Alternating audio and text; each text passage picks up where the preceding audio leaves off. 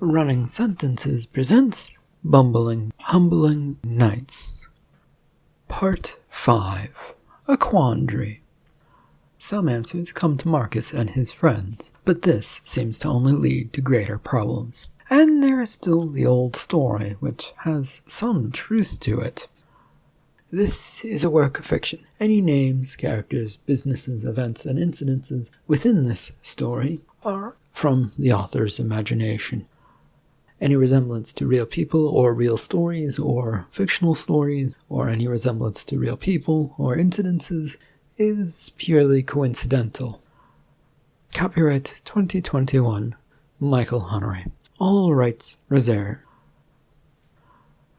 In a blink of an eye, they'd gone from all being in a dead-end road of a back alleyway with a wall blocking it off to a palace. Marcus, who didn't like thrown about or teleported from one spot to another, unsteadily stood on his leg as he found himself now inside this palace of a place. He found a nearby chair that looked very plain compared to the center of the room, which had one that was very obviously designed for a queen, and sat down on this one. "Couldn't you have given us some warning that you were going to move us?" "Yes, I could have, but I don't have to. Now, what do we have aside from a princess and the Lady Smoke, who have never met, but heard much about?" "Apologies, Lady Jean. We have many mutual acquaintances, but we run in many different circles. Life never seemed to throw us together at the right moment." "You mean you were avoiding me, Lady Smoke, because you feared I would put a stop to your plans. And your latest one, I believe, is something to do with brooms? That's your latest craze?" Lady Smoke made a few nods of her head and tried to keep a poker face, but this didn't hide the fact that she had a small twitch in her eyebrow. Cassia, speaking up, brought Lady Jean, the Queen's, attention towards her, as Cassia pointed towards the prince. "This man claims to be the prince, and the lady next to him is the princess from Rock, and I believe they may have helped create this mess." "Oh yes, the old story. Well, since that lady is unconscious, perhaps you would like to explain yourself, Eugene Christopher the magician?" The man who had been trying to take care of his Lady Laura looked over to see them all staring at him. He reluctantly got up to his feet and nervously stepped forward, and then stepped backwards, and then decided he didn't like stepping forward, and so he retreated a step. I proclaim my innocence in the matter. The princess convinced me that she and I could get married if we ran away together." "He's a half-musician who works the local kingdom court circuit. Isn't that right, Mr. Christopher?" Christopher sort of half nodded at what Cassia was saying, although he kept glancing about trying to find some sort of ally in this mess, but was having no luck in the matter. "Then this princess told you that she knew of a story that would help you and damn everyone else? Is that what is going on?" Yes, well, Queen, I actually told her this story. It was my parents who told it to me as a child, with the caveat that, I should never tell anyone. I was sworn to secrecy that we were the former family of power, of witches, and we'd been chased out of the kingdom, out of this town, out of this place, out of this, well, whatever it is, by jealousy. "The Christopher family? No, I don't think I've ever heard of them, and that's not me being a smartass either. I, the Queen, need more information about this story." And as if she was just talking to herself, Lady Jean turned and walked away, leaving the rest of them standing around. Figuring that the interrogation was over, Eugene then turned and hurried back over to his princess, while Lady Smoke and Cassia corralled Marcus off to the side while keeping an eye on the situation. "It is far too simple, Cassia. It is, yes. I feel like everyone is being used to start a war. To wipe out the witches in their home city? Unless the Rock Kingdom came up with some magic of their own, I doubt it would happen. But you would know better than most, as you lived in their city, Cassia." I never heard of it. I never heard anything about a war. That could be because I don't think anyone trusted me enough in the city, or at least anyone with any power didn't trust me. So we have 2 lovebirds who have possibly connections that everyone wants to use to cause problems. Even the witches, Lady Smoke? She paused and then nodded her head yes. Daphne Bourgeois, prominent witch who has been trying to weasel her family higher up in the food chain. What about the Rock Kingdom, you 2? Well, Smoke, it's Castleworthy is the first name. That would probably be the one trying to weasel their way up, but... Marcus nodded as he thought of this, and of the knights, and the Rock King, who he'd never met, but had heard some things about, namely weak-willed and easily pushed into a corner to do someone's bidding. The Black Knights, as Cassie was trying to think of, they seem to be ready to fight someone, or they're interested in fighting someone. They might hold all of the power in the Rock Kingdom. Then forces will soon be arriving in town to rearrange things to their liking. I think I shall go see about helping to set up a defensive effort for the city, and you 2 need to figure this out pronto. Now, if you'll excuse me. She was then gone in a flash, leaving Marcus and Cassius standing there. They looked to one another. You have a plan? Well... Marcus looked over towards the princess and the maybe sort of prince who were sitting on the ground, with the princess still out of it. I think we might have some perfect bait to see if they might want these people for their own purposes. Plus, we might get some more information out of them, potentially. But we should leave the castle. It is the first place anyone will look for a princess. Cassia nodded, and then snapped her fingers. She transported them outside of the gates of the estate castle that Lady Jean called home. This time there was no sudden drop as they were all on their feet, except for the princess, who was, yes, still out of it, and didn't drop to the ground, but that was only because the prince, Christopher Eugene, or Eugene Christopher, was desperately holding on to her. It still took them a second to regain their bearings before Henrietta came up to Cassia, who was looking off into the distance. Where are we going to go? The old estate? Might be our best bet, since everyone forget that the building is right in front of their faces and it's right in the middle of the city. Or they're doing the best to forget that a haunted place is right in front of the center of town, Cassia. Can we argue about this while we head that way? I feel like a storm is brewing in these dark clouds, and, potentially feels war-like. Or, if you could teleport us to the front door, that would probably be even better. Sorry, I can't. Unless you can, Henrietta. I struggle to move many people at once. I can make many trips, but energy-wise, no, that won't do. I haven't seen this hideout in a long while, so I can't just drop us there. A cry from a nearby town crier called their attention. The Knights of Rock have been spotted marching this way. They have penetrated the woods. Flee and hide if you cannot fight. Their friendly troll grabbed a hold of the princess, picking her up, and began running towards the crowd. This as a mob of witches began hurrying about the place. Henrietta and Henry, you take care of Eugene and the princess, along with the troll, and, you guys just make sure you get where you need to go. Cassie and I will go our separate ways just to make sure that we're not caught up in the same situation together. His words may have been lost in the sea of people that were now moving rapidly all over the place, and as he was saying this, he found himself also swept up in this, and lost sight of everyone. The people running about to find safety took Marcus down the road, and it did not seem to want to stop. When one person vanished, another came in to replace them. He could not figure out why they all just didn't teleport themselves elsewhere, but then remembered Henrietta and Cassia's words. Maybe not all witches had the power to do so, and if they did, then why would they need brooms if they had that power? And Lady Smoke seemed to take much pleasure in making brooms. And so maybe, these witches didn't have as much power as he thought. It was then that he felt a hand grab him at his arm and twisted to see Cassia, who was pulling him away from the mass in the main street. They got out of this crowd, and he found himself pulled tightly against her in a doorway to a house. Marcus tried to look everywhere but at her to make sure that she didn't feel uncomfortable. The crowd didn't seem to be thinning out in the road, and he finally found himself forced to look over at her. Why didn't you just move us with your magic? It would affect more people than just you and me. Plus, the backblast and burn would hurt people nearby.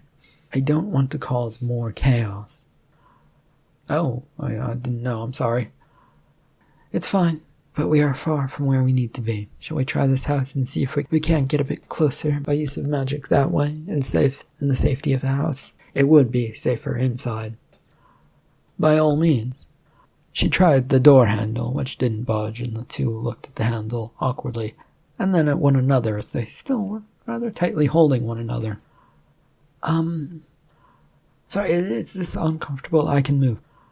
No, don't move. You'll get sucked into the mass of people again, and I don't want to have to pull you out. It was at this point that they were saved, by the door suddenly popping open. The two spilled into a dining room of all places, with a family seated at the table for a spot of lunch. The husband of this family, who had opened the door, looked rather confounded at the two who were still clasping at one another, but now on the ground. The man then looked out at the rushing people out on the street. What in the blazes is going on there? Black Knights or Knights of the Rock Kingdom are on the borders of the town and are getting ready to attack. Good heavens, that sounds terrible. Simply dreadful. Yes, dreadful. Terribly, dreadfully awful. Awfully, terribly, awfully, terribly, terribly, terribly dreadful. This husband and wife continued their banter of trying to one-up one another with worse words, or just repeating the words that they'd heard, and ignoring the situation, and Marcus realized that he was still holding on to Cassia, and let her go as he scrambled to his feet to help her up as well. Excuse me, I know this is the worst thing in the world to happen, but perhaps talking about it is a bad idea, and you should find a place to hide you and your children? The parents broke out of their stupor of awful words and looked over, horrified at him, and then managed to corral their two young ones who'd been sitting at the table listening to them out of this room. Well, they're gone. Now we might be able to move through some magic. Won't it hurt this house, cause a fire, or do general damage that will severely affect the place? I mean, that's what you made it seem like. No, the magic has to be directed at a target to harm it, except for when it comes to humans and other creatures. They get hurt in the blast when we set off the magic. Now, if you'll grab a hold of me once again, since I'm not completely sure where this is going to drop us, and I don't want you being sent off somewhere else. He hesitated for a second, and then stepped up and grabbed her waist. She wrapped her arm around his back, and then with her free hand snapped her fingers. In a blink, they were in a field, and not where they were supposed to be, from what Marcus could tell. They both quickly realized that in the second it took them to blink and see that there was a black flag with a shield on it, and it was crossed by two hand gauntlets, along with a flag for a castle. Then there was the long row of knights that were standing in front of them, and seemed to be staring off towards an empty field beyond. They looked about a bit more to see if they'd been spotted. Sorry about that. Looks like we are clear, though. She snapped her fingers again. When Marcus blinked, he found himself in front of a house. He hoped that this was the right place that they were supposed to be at, and turned to Cassia, who was staring at the building as she looked kind of unsure. It was a black 3-story building that just sort of sat there, and didn't look like it was in the best sort of shape. He didn't want to let go, in case she decided she needed to snap her fingers again, and he was maybe kind of enjoying the fact that her warm body was next to his. The door to the place opened now, and Henrietta popped out. There you two are, and aren't you two getting nice and close? Anyway, come in. Marcus and Cassia both quickly separated from one another and headed inside. The house was not in good shape, outside or inside. Marcus dodged around a fallen beam in the entranceway on their way to this grand house main lobby. Though it looked bleak, the place looked all worn, blackened with age. So guys, girls, what's so good about this place? You'll get lost and won't be found for hundreds of years, unless you have a guide who knows this place. He looked over at Cassia. I don't know my way around this place. So, a great hiding spot that will doom all of us, because we don't know which way is which. We do have magic that can move us about, but it is unlikely that we can use such things effectively here. We have to know what we're seeing in order to move. This left Marcus with more questions than answers as they moved towards a door that was on their right. The grand hallway entrance and its blackened staircase, floor, ceiling, and just about everything else that was dark made it hard to make out anything other than black bleakness. Henrietta threw open the door, and a flood of light suddenly came in. It was bright, and a well-taken-care-of reading room that stood in front of them. He stepped into the room following the witches, and once he'd entered, the door behind him automatically snapped shut. Then it felt like the room jerked to life, unsteadying his feet, but only slightly. We're moving somewhere. I don't know where, but we will soon, once the room decides where it's gonna go and settles down. So we're just waiting. Yes, please sit. I believe, Henrietta, you have some sort of plan? Yes, I think we need to find a book on the history of the town and this place, and just get a better idea of what's going on.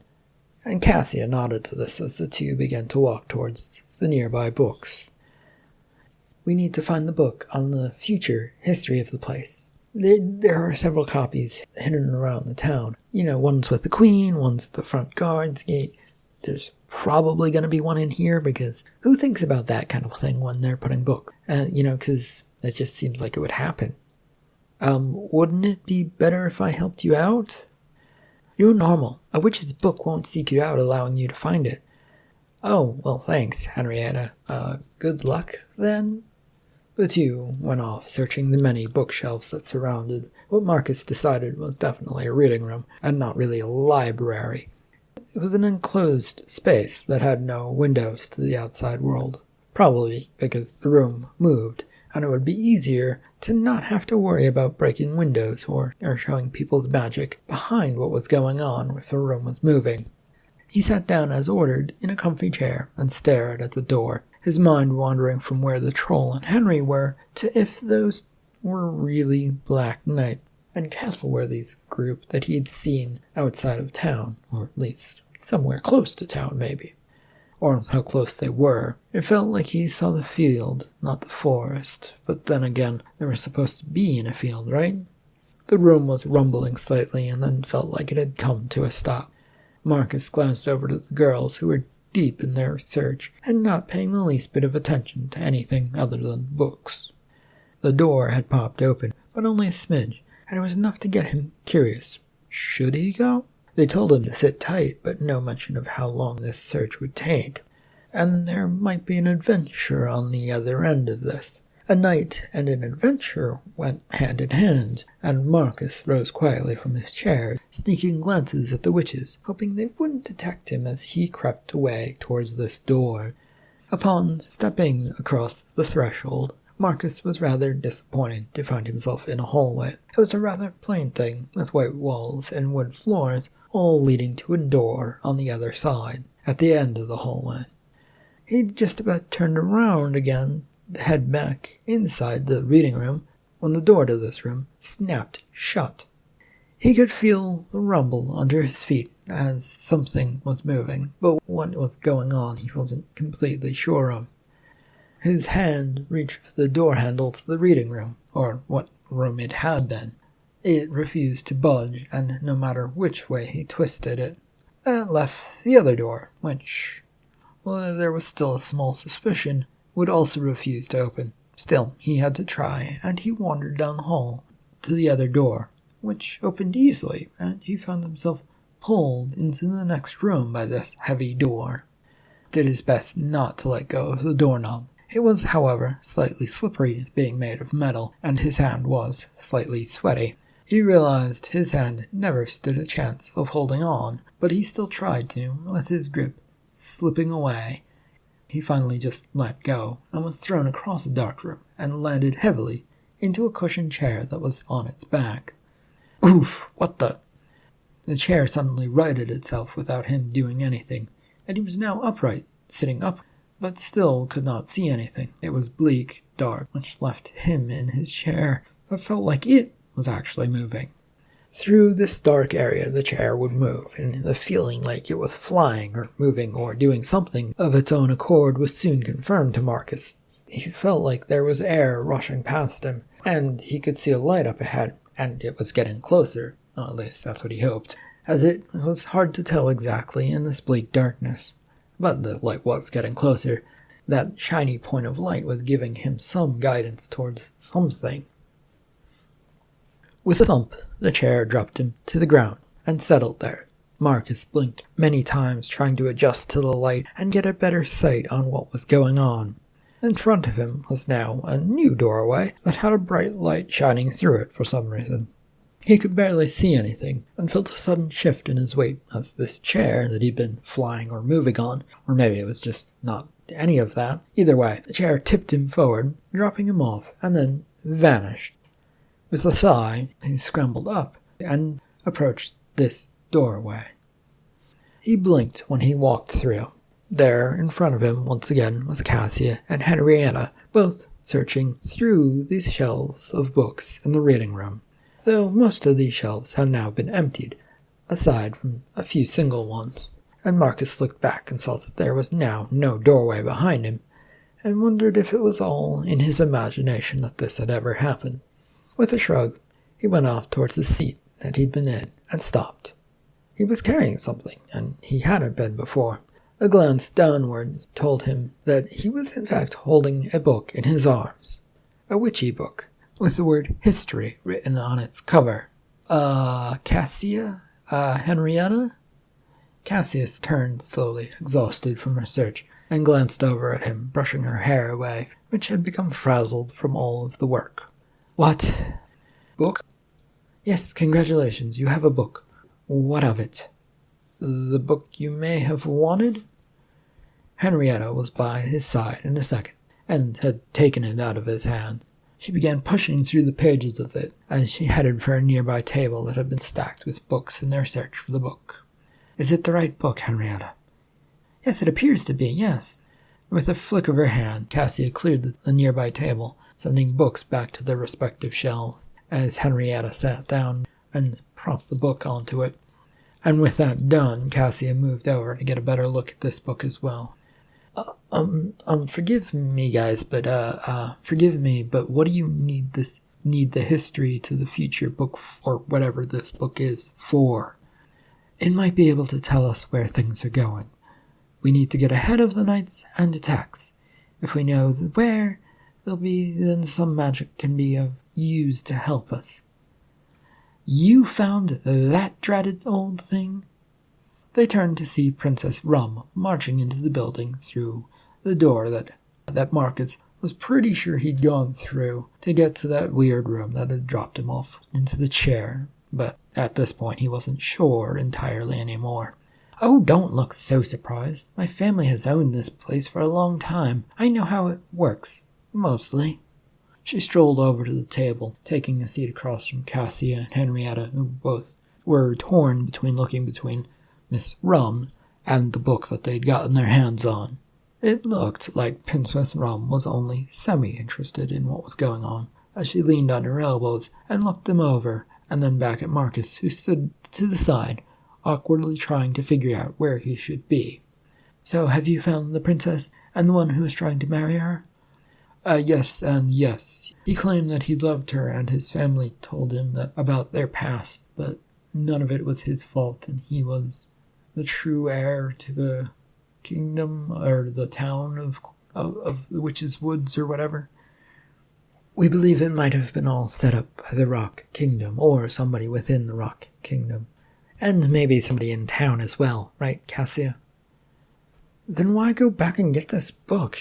You have information in your princess. Why not turn her over and let things lie where they may? You aren't involved. The deep sound of rumbling and shouts made it towards them. They sounded distant, but near enough to make it through the thick walls of this house.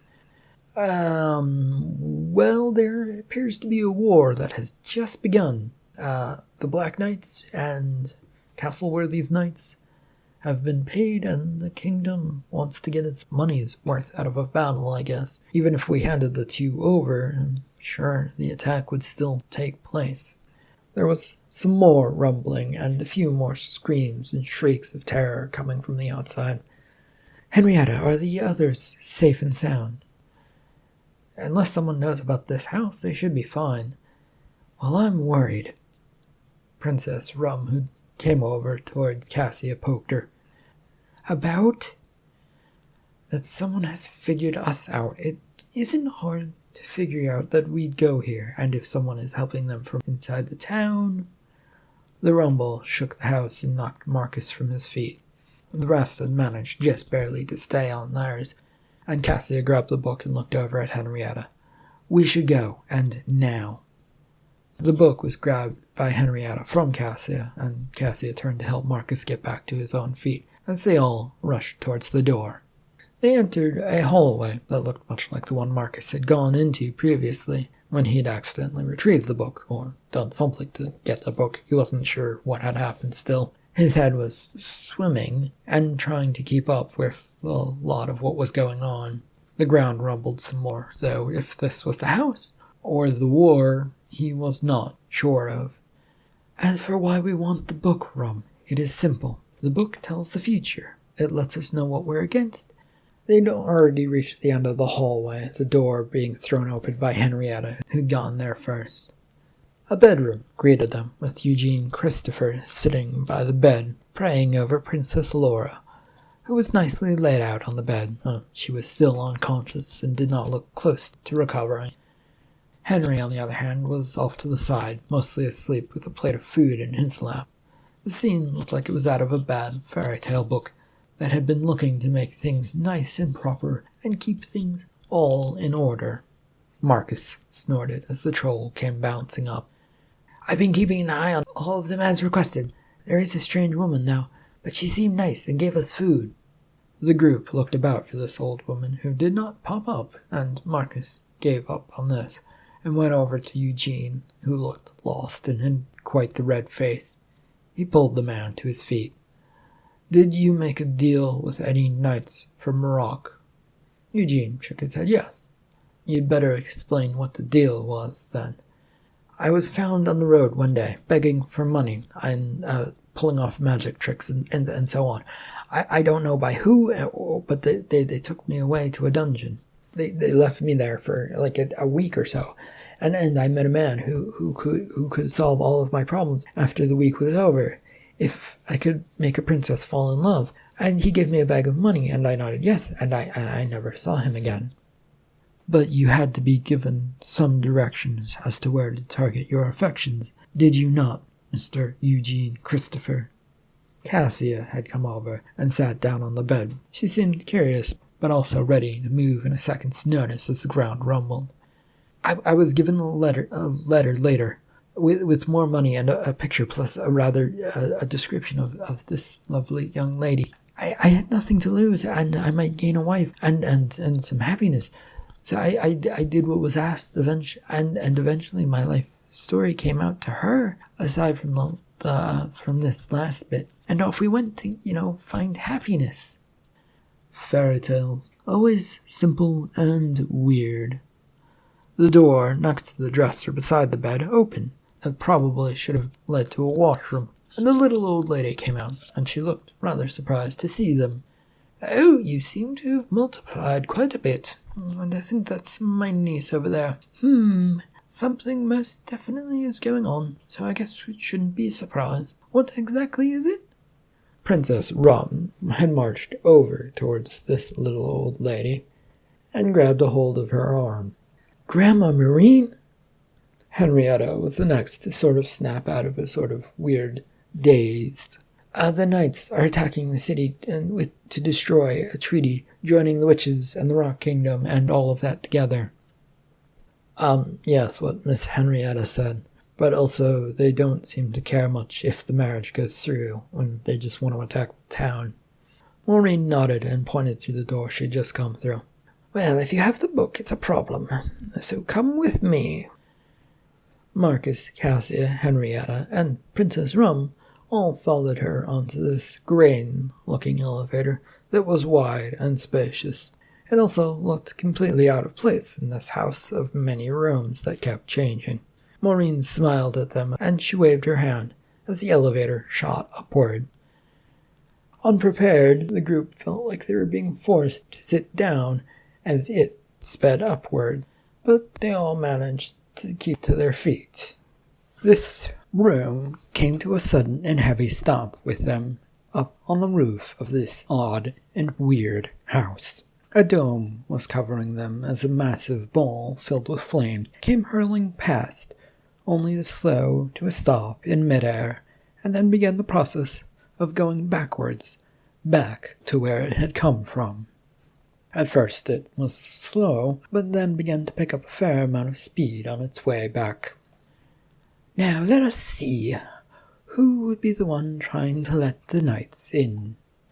This old lady, Maureen, waved her hand about the dome, and soon it felt like the view was zooming in on a nearby house, with several witches out in the front yard. None of them appeared to be willing to fight, or they were not casting any magic anyway, as they all looked rather disappointed in the state of things.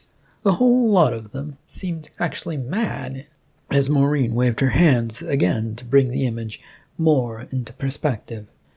Ah yes, Louise Bright, another throne seeker. Didn't Lady Smoke mention someone else? Cassia? Daphne Bourgeois, another line in the crown of witches. Cassia pointed towards the woman who was hiding towards the back of this group, and Maureen shook her head no, and then pointed out Bright, a regal-looking woman who had her chin always pointed skyward. Yes, Cassia, she is a planner and a mover, but Louise, she's the one who will rise to the top when it's all done. She knows how to appease idiots with talk. And the book said so, at least the last time I read the damn thing. It did. Cassia and Henrietta were back to looking at this book, trying to page through it as fast as possible, while this elderly witch waved her hands, making the image disappear, and then the elevator began to sink downwards again. The ride in this room came to an abrupt stop in the front of a door, which Maureen led them through. To the surprise of everyone, aside from the old lady, they found themselves in an armory with plenty of magical weaponry, from shields and helmets to wands, and other assorted weaponry. Maureen brought them through, and without saying anything, would stop at a spot with helmets and give out a few, and then move on to the next area. Marcus found himself having a dagger put into his hands, even though he was about to protest, saying that he could not use magic, but it seemed that not one of the witches cared as they continued on through another doorway. Marcus joined them out of the armory, and stopped as he found himself outside, amongst the chaos and noise of a backyard, and a town that was still very much under attack. This area was a garden, but he barely had time to notice it all, with what was going on. A few knights were among the streets, using shields to try and advance against blasts of fiery magic that encircled the steel shields, but didn't do much to the shields in the end. It was, though, a stalemate of action, as the heat coming off of these blasts could be felt from where he stood, and it was probably having an effect on the knights, who didn't seem to be very happy behind these shields. Now, in order for you to bring all of this to an end, I think you know what you need to do. Capture the heads of both sides that have instigated the fight, and it should end. The old lady then turned and vanished back into the house. Marcus was frozen in his spot as the door closed behind him, and the house vanished from sight altogether. Cassia spotted him and snapped her fingers in front of his face, causing him to snap too. Work to do, and it's finally something you'll be good at? I'm good at lots of things. But with the swirls and blasts of magic and the clanks of metal, his words didn't seem to get far or even close towards her. Worse, the group of witches were already heading off towards the road. It felt like a blind rush for him to get onto the road and then past the group of witches who were defending this place, but they paid no attention to him, thankfully, and did not attack. But he found the streets were mostly empty, aside from the few odd witches who were moving about to plug any holes in the defenses of the town. He figured Henrietta, Princess Rum, and Cassia were all somewhere in front of him, but among the smoke and debris, it was getting hard to see. It seemed like every time there was a bit of a clear sight of line, another blast of magic kicked up dust and blocked it. Or an object might be launched by the knights and hurtled through, crashing past the defenses and into things, kicking up dust and smoke that would blind his line of sight. Marcus pressed forward, hoping he was following these witches, his friendly witches, that he'd somehow become so associated with. The bright lights of fire appeared before him, as a building had caught fire, and as he'd wandered towards the town gate, or he was pretty sure he was towards the town gate, and this, of course, obscured his sight, and he could not tell what was in front of him. The sight and heat was enough to bring him to a stop as he tried to gather his bearings and his location. The sound of clanking of metal was somewhere ahead of him and down the road. It sounded like many knights were going to be coming in this direction shortly, and he could see no witches around as far as he could tell, and so he froze up, wondering if the noise wasn't some kind of trick meant to scare people away. Maybe the witches had cast sound magic or something. However, a glint of metal on a shield felt very much like it was real, and he hurried off towards the side road, catching his first glimpses of the former town gate, and he was sure now that he was near the town entrance. The fire, which was blazing away at a nearby house, drove him away as it was now headed towards the straw of the street.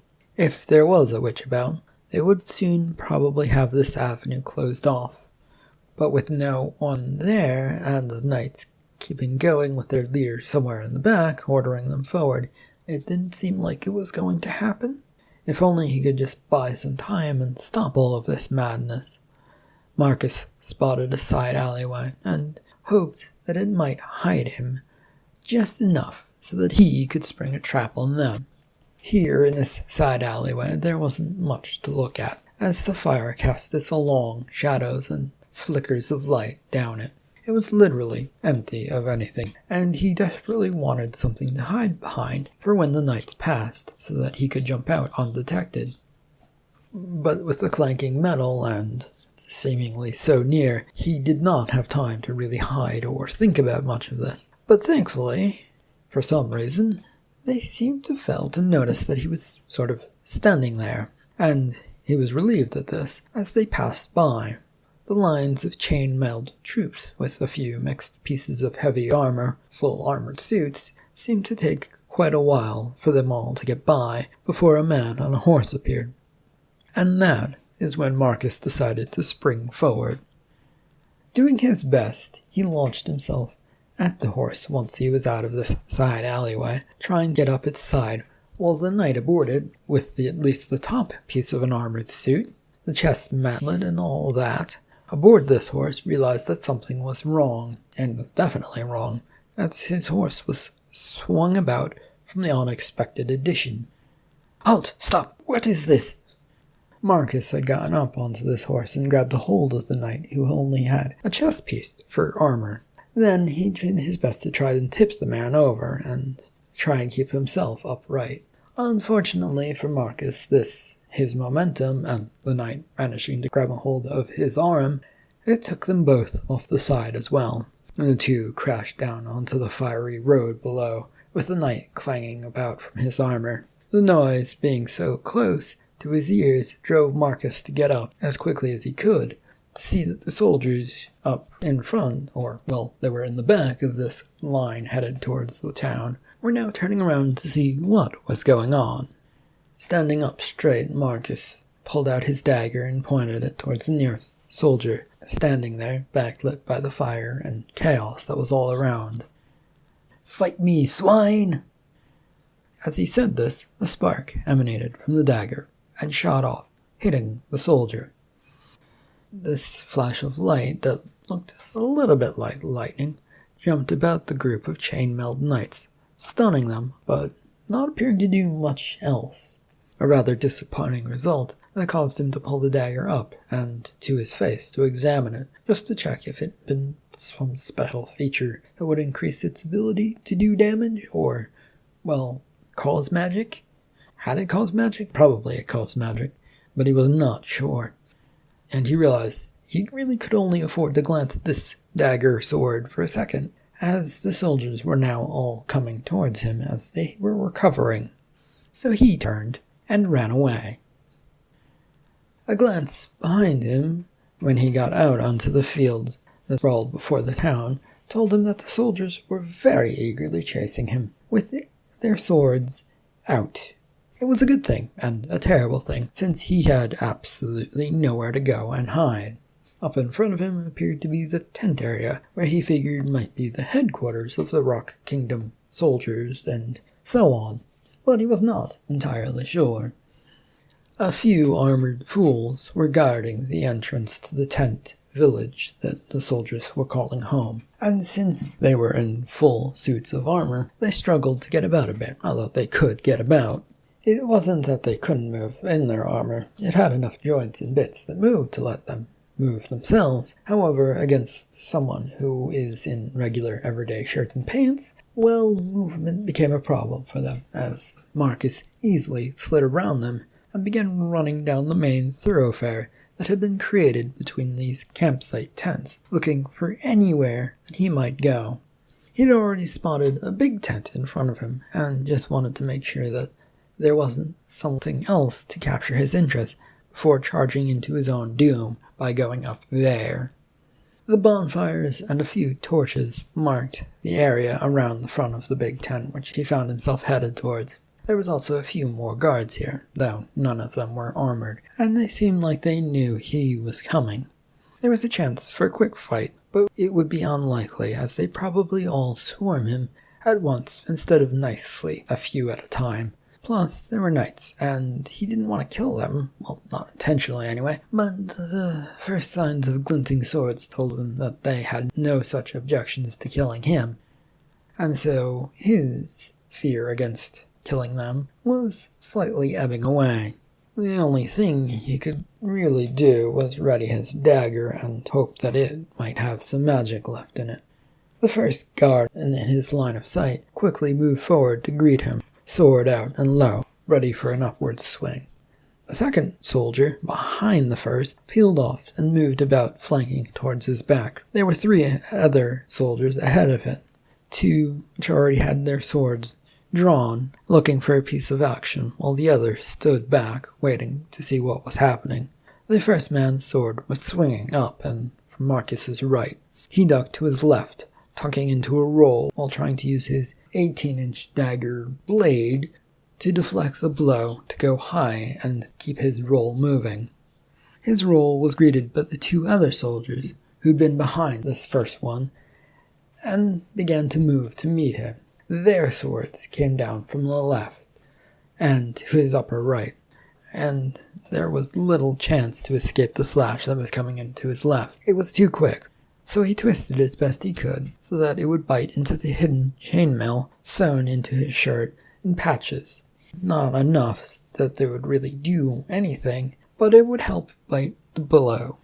The sword dug in on his side, and he concentrated on his right, using the dagger to deflect the attack and now try to move into a roll to that side. He knew fully well that there were 2 people behind him now, but he didn't have time as he swung his blade at the soldier to his right, striking at the thigh and sending the man crumpling to the ground.